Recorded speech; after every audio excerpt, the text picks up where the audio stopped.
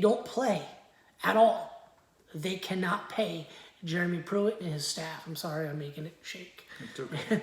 But they can't pay him. That's sad. That's horrible. That It is. is not what we're here to do. They let these kids play. Yep.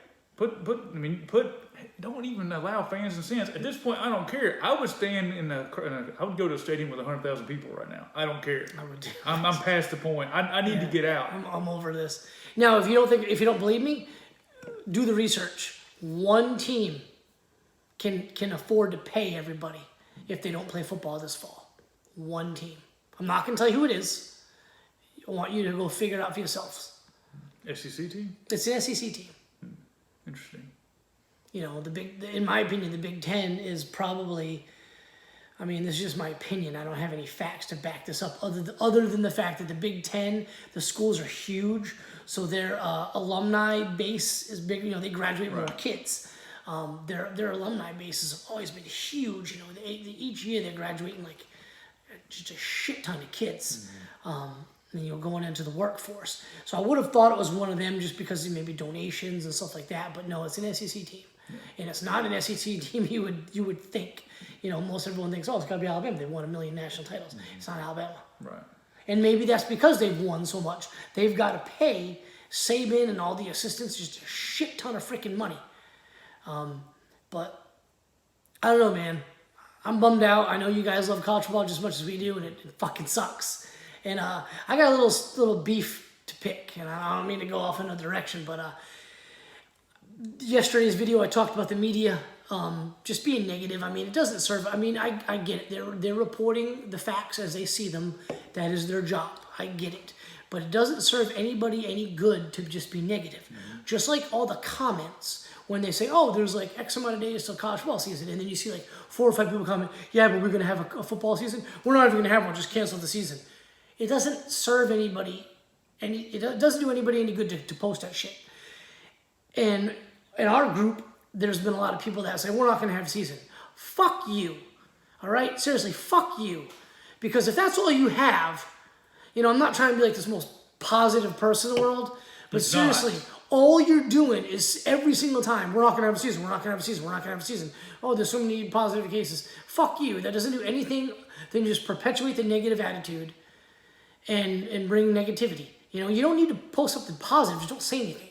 It doesn't serve anybody any better for you to say, we're not going to have a season. Because some people are just hanging on. They want to have a season. They love football, whatever. That shit irritates the hell out of me. It irritates me too. Negativity gets us nowhere. And they say, oh, but I want a season. Well, then fucking stop acting like an asshole. Yeah, I take issue with the sports reporters. These guys who make a living going to games and reporting on the actual stories and the scores and everything else that goes along with the games. And they're the ones that are the worst people out there just promoting, oh, we're not going to have a season. Oh, these death rates are so high, blah, blah, blah. I'm like, what are you doing? You do realize if they don't play, sooner or later, this gets to your bottom line, and that's your paycheck. Yep. Stop with the negativity, keep it positive, and stop being in the ear of all these directors of programs and everything trying to get this stuff canceled. Because it seems like that's what you want. You know, if you're promoting positive things out there, you're going to get positive results. If you're promoting negative things, you get negative results. It's kind of thing that always seems to work out that way. Danny Kanell, again, I hate agreeing with that guy because I think he's a total douche. But he had a great tweet today about, you know, presidents and athletic directors kind of look at some of these media writers to kind of take the pulse of the nation, so to speak. And they might be kind of afraid if, you know, there's so much negativity that the blowback they'll get if they agree to have a season. They say, well, the Big 12 is playing football. They must not care about humans. They must not care about human beings or people's grandmas or the students. They just want money, blah, blah, blah. And he basically said, you know, like, presidents and athletes pay attention to that. And I bet they do. I don't think they pay attention enough to make it sway their decision making. See, I disagree with that. I mean, everybody operates in a bubble. If you are at a university, well, who do you associate with? The faculty. and directors in the faculty. Well, I mean, we all know if you go to university, there's 95, 98% of the people there are generally sway to one political direction or the other. You decide which one that is. But the point is, there's influence there. So that's the world they associate with. They don't associate with the average electrician, plumber, the average guy working down the street. They're not in that circle. The bottom line is, if you're not interacting with different varieties of people, you don't know a different opinion. You just get what like a sports reporter or a writer puts out there, and they're in their own little bubble as well. So you can't gauge the pulse of a nation based on that. Well, I mean, like I said earlier, I don't blame them. That's their job. They're reporting on what they know.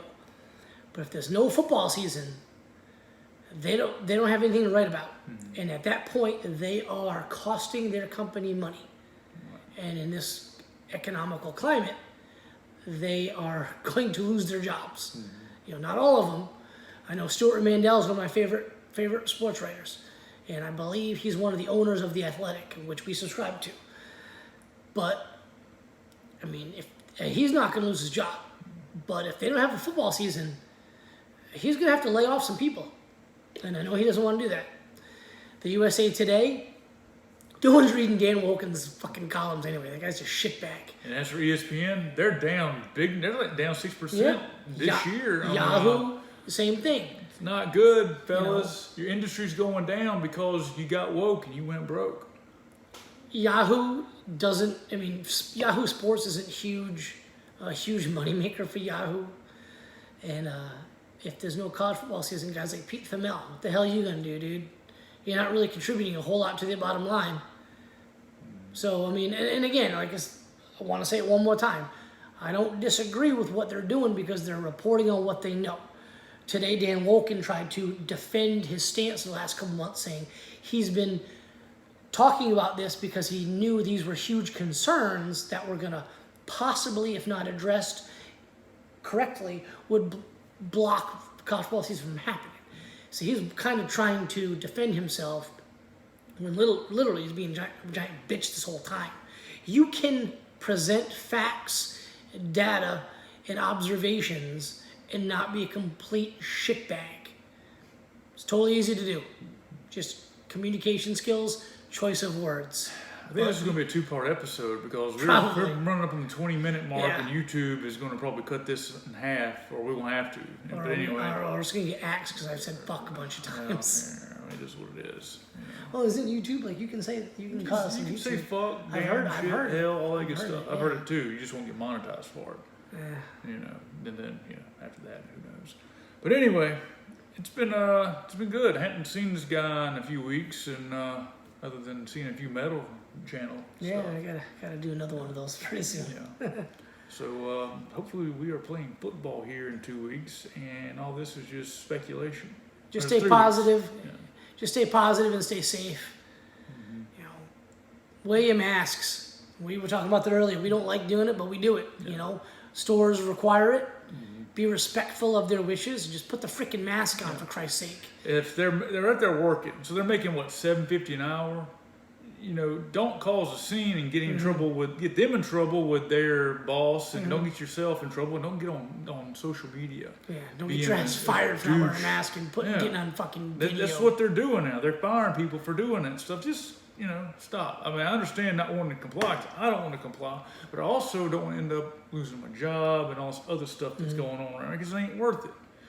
Anyway, you guys stay safe, wear your masks, be respectful, and call your folks, tell them you love them. Anyway, see you guys. Out.